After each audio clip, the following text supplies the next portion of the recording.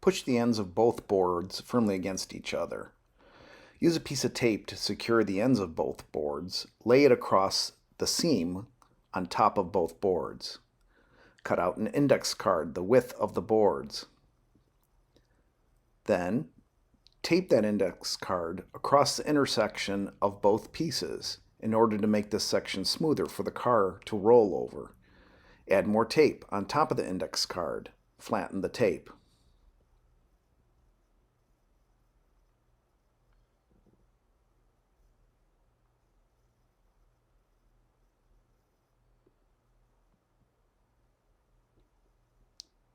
Add sticky tack along the vinyl blind in multiple locations. Line the edge of one blind up with where the boards meet. Center it on the board. Do the same for the other blind. Push it up against the first blind and secure it in place. Add tape on the ends of both blinds to secure them to the board. Add tape over where the blinds meet.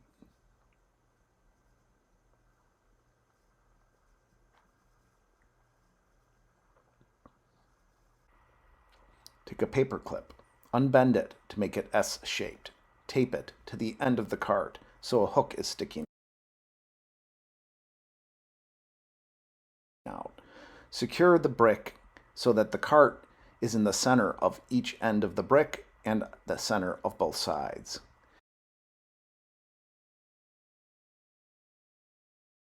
You may need to also tape the corners of the cart to the brick.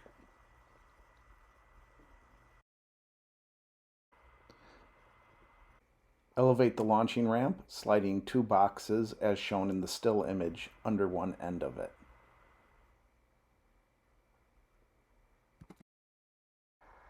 Lift the braking ramp up and slide a box underneath it, whose narrow edge is face down.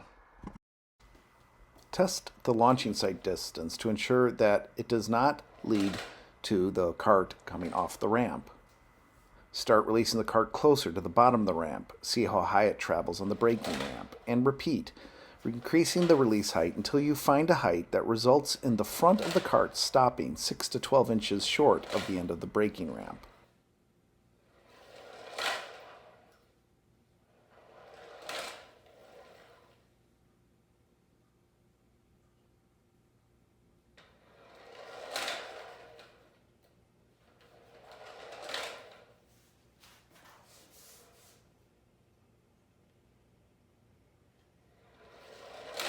Mark this starting line with tape and/or a marker.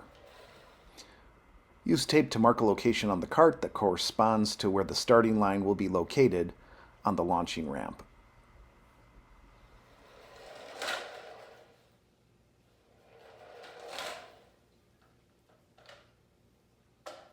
Stick with using these boxes to elevate each end of the ramp.